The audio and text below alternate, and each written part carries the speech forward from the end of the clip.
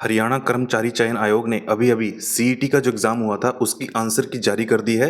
आप देख सकते हैं, notice to the candidates regarding uploading provisional answer key and inviting objection on provisional answer keys of written examination for CET 2025।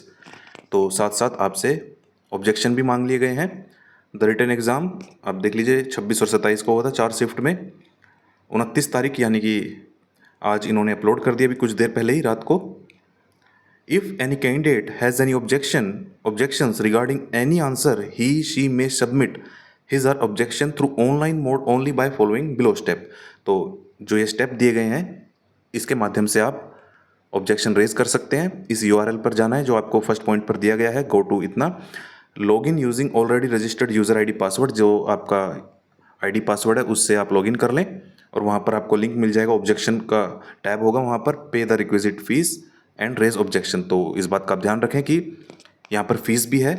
The candidate may submit his or objection till 1 August रात के 11:59 तक आप objection raise कर सकते हैं। Thereafter no objection will be entertained by the commission, no further extension will be given to raise objection, कोई जरूरत भी नहीं है। A non refundable fee of 250 per objection must be paid for each objection raised. तो यहाँ पर 250 रुपये पर ऑब्जेक्शन की रख दी गई है जो कि नॉन रिफंडेबल है। The candidate are advised to clearly specify the objections along with set, question number of the selected set and source of answer with proof relying upon which the objection is raised. Otherwise, objection will not be considered. The objections received within the stipulated time period shall be considered by the commission and decision of the commission in this regard shall be final and evaluation of paper shall be done accordingly। तो देखिए 4 set question paper upload किए गए हैं, question paper के साथ ही answer की भी upload की गई है। और जैसे मान लीजिए 26 का मॉर्निंग का पहला शिफ्ट का पेपर था तो उसमें 4 सेट थे ABCD। तो आपका जो क्वेश्चन पेपर है उससे मैच कर लीजिएगा कि कौन सा सेट है आपका, तो उस अनुसार आपने ऑब्जेक्शन रेज करनी है और वैलिड प्रूफ के साथ। ठीक है, अब मैं आपको आंसर की भी दिखा देता हूँ एक बार।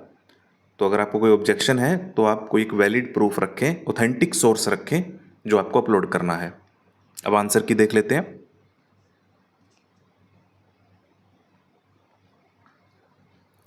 ये आप देख सकते हैं आंसर की सेट ए 26 तारीख का, ये मॉर्निंग शिफ्ट का है। तो ऐसे ही 4 सेट दिए गए हैं ABCD। तो आपका जो भी सेट होगा क्वेश्चन पेपर से मैच कर लेना, उसी अनुसार आपने। अब देखिए यहाँ पर पूरा क्वेश्चन पेपर है सेट ए का।